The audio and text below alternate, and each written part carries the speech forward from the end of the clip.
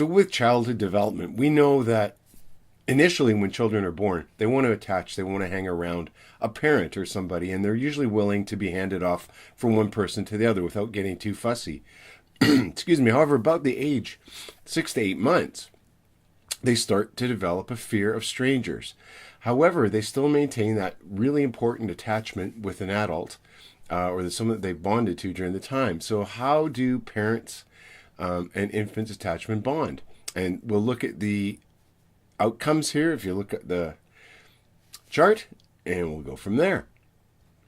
So that about 6 to 8 month old phenomena of stranger anxiety, it occurs, and if you start to think evolutionary wise, it makes kind of sense because this is about the age they start to crawl and become mobile.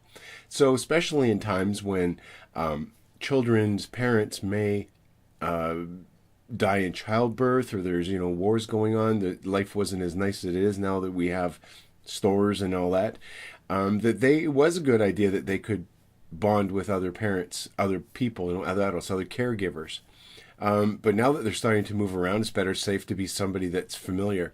And we look at familiarity is a big thing when we look at how our human infants bond. So attachment, we used to wonder what it was. And Harlow, they raised these monkeys to see just what happens with attachment, and they would take the infant monkeys and separate them from the mothers, and they would have a little cheesecloth, soft cloth inside the rooms with them. And then one day they took the cloth out and they realized that these monkeys, the infant monkeys, became extremely upset, almost like it would be as if their mother was left. So they wanted to make a little more definitive kind of study, so they did the monster mother study. Some of you may remember from last year. And this is where they looked at, do infants the infant monkeys in this case, get the attachment? Do they attach to a mother because it supplies nourishment, or is it attached to the mother because of warm, close feelings? And, just warmth and being there and soft and creature comfort was the word he used. And so he built the two monkeys, and as you know, the monkey tended to spend most of its day on the cloth monkey, and in fact, when it was scared, would go to it. And these were Harry Harlow's studies. I'll show you some videos in class if you haven't seen them. So the whole origin of the attachment, a lot of it has to do with familiarity. And in the animal world, there seems to be a lot of critical periods when these are times in development when things must occur, otherwise that little window closes. For example, geese and some other animals, they imprint. So basically they form this attachment with somebody within hours of being born. And because usually what they see first of all is their mother that has hatched the eggs. And during this time, if that mother sees somebody, you probably saw the movie Fly Away Home. If you haven't, you should watch it. It's really good. It's about this person that they saw that the geese actually imprinted to them when they were born because he was the first thing they saw. So he had to figure out a way to teach them to fly. And that's called imprinting. So it's biologically ingrained to form an attachment. In some species, it's much stronger. It happens differently, like imprinting. We have, as human beings, are born biologically to form some attachment as well. So the attachment differences, we have different temperaments and different parenting. And Mary Ainsworth studied a strange situation one time with little people, little children. And so what the strange situation was is basically taking the toddler or the small person and taking them into a strange room that they're not used to in a lab. And, the mother would play with them, and then the mother would leave the room. And, of course, the child becomes upset. Now, it is normal for any child to become upset when the mother leaves the room and they're left alone.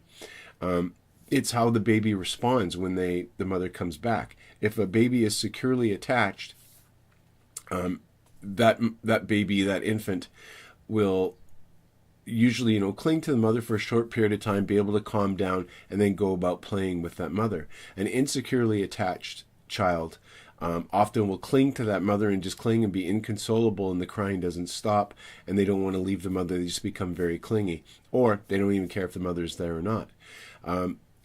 In Mary Ainsworth's experiment, she found about 60% of children were securely attached. So this whole attachment thing, how do we get the attachment? it just seems to be a natural occurrence. Remember, we are biologically there to attach. So the secure attachment is obviously much better. And it just seems to, attentive caregiving is what does it. There's no real magic. There's no big trick. It's just paying attention to the infant's needs and responding appropriately to that child. And you will form a secure attachment with that child. However, sometimes the attachments and stuff can be difficult. Temperament with babies and how we parent them can make things difficult. For example, there are easy babies that are very, they're low key, they're easy to manage, they're quite predictable. And then there's difficult babies that are very unpredictable with eating and sleeping habits. They're slow. They have, they react strongly. They have like a high response to things. They can be quite difficult. And there are slow to warm up babies, which will react quite strongly to new situations or to new people. So the temperament, we find, it actually stays fairly constant throughout the person's life. And it can change the way, that child is parented. A difficult child that is trying to get a response from a parent sometimes will be ignored in the sense of good parenting. However, an easy child, that same response could be attended to. Okay, so it does depend on the temperament as far as how the parenting styles will go. The whole basis of the thing is if we look at Erikson's stages, which we'll get more of later. Erikson's has 8 stages of psychosocial development, and he says that there are dilemmas at each of these stages. And in his first one, it is basic trust. Now, this makes sense when you think of Piaget's sensory motor stage, because there's a child that has, has a basic trust. They're willing to, expand its territory from, being right beside its mother and be able to explore and learn more things in its sensory motor development. So it makes sense in Piaget's ideas as well. The basic trust, though, makes a lot of sense in a strange situation, because what we find with the child that is securely attached is they'll pay attention to the mom, but they feel free to move around, and maybe play with toys around her, kind of keeping mom in view. Where if you're not securely attached, perhaps you don't. So the first stage is basic trust. It's trust versus mistrust, where Erikson says a child that is newborn to the age of 1 has to develop a sense that the world is a trustful place. So what happens if there is deprivation of attachment? Early deprivation of attachment, one thing, before we kind of mention what's going to happen or what we've observed with these children is children are very resilient, and often they get through very difficult situations and do fine. However, if there's deprivation of attachment, we do find it does make changes and makes things a little more difficult. They have difficulty with, relationships. They have difficulty often getting along socially. And this is more true for those that don't really get away from that feeling that they have. They don't avoid that. And if they are, they can have early deprivation, but perhaps they get adopted out or situations change and they develop the attachment, they can come through with no problem. Same thing with disruption of attachment. Disruption of attachment can cause great difficulties. The majority of kids, however, though, are resilient and do get through it. However, it can cause problems, and we've known in the past, some of the risk factors of someone who may neglect or abuse a child is someone who's been neglected or abused as a child themselves. Okay, which doesn't make a lot of sense, because it seems like they would learn that that's not the way to treat somebody. However, it does seem to be a bit of a risk factor. But again, it is not all of them. The majority of kids that have the difficulty are resilient enough to bounce back. Some, however, it is a risk factor for. About daycare, there's a time when mothers were afraid, when mothers started to get back, women started to get back into the workforce, who's going to look after our children? And how is daycare going to affect our children? And what we found, again, if you find a good daycare, by good meaning they're attentive to the children, give them lots of age-appropriate, toys and activities, and there's an adult paying attention, caring adults, that it seems to actually give advantages to the child. Often they become more intelligent. However, if they're left there too long, we do find that this can lead to some of these kids being a little bit more aggressive than others that weren't at the daycare all the time. Certainly, we don't want to take a child and leave them for 9 or 10 hours a day in a daycare every day. I think the child deserves a lot better than that. However, periods of time are not detrimental to the child. So self-concept, this is basically what we want to have, is the child to develop a good self-concept, what they think of themselves and what they're able to do. And good self-esteem, feeling good about themselves. Self-awareness, this can't really take place until self-awareness happens, and one of the measures of self-awareness sometimes is recognizing ourselves in a mirror. So what we would do with little infants is we put a little red blotch on their nose, and we find most of the time these infants, before the age of about 16 months, would reach toward the mirror, almost like it was another person there that they was trying to reach the red dot on. And then after about 16 months, you put the red dot on, they'll reach and they'll touch their own nose. So they've recognized that they are that individual. They have self-awareness. So self-concept is developed over time, and our whole goal is for our children to develop a good self-concept with a good set of self-esteem. How this is done is through parenting styles. 3 of them have been identified: authoritarian, permissive, and authoritative. Authoritarian parenting styles is the very strict and harsh type of parenting. These are parents that will not usually give reasons for rules other than, this is the way I do things, this is the way things happen in our house, my house, my rules, no negotiation. And then there are permissive parents. Now, permissive parents are those parents that basically let you do whatever you want. So they could be permissive because they don't want to say no, or they might be permissive because they don't pay any attention to you. So they are like the opposite of the authoritarian. The permissive just get to do whatever they want.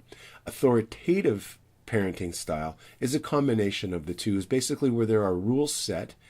There is negotiation within those rules. There's usually explanation why there is a rule. So it's not my way or the highway kind of thing. We'll talk about the situation and we'll come up with the rule and we'll deal with it in an appropriate way. Punishment is not as harsh and swift as it is with authoritarian parents. We find the children of the authoritative parents seem to have the most advantages when they get out. They seem to be more well adapted because of the sense of self-concept they have. Authoritarian children, often behave really well around the parent, but then they become a little bit more immature than they should be when they're away from the parent, and they seem to have a little bit more difficulties in social relationships. Permissive kids, the same type of thing. They have a lot of difficulties fitting into societal situations. They have difficulty at school. They have difficulty in social situations. However, remember, this is all correlational studies. And it's not a causation. So, authoritarian parenting could be brought on, through perhaps it's a genetic marker that makes you authoritarian, which your children are going to have those same types of authoritarian things, which might make them more difficult to deal with, socially and all that, other things that we described.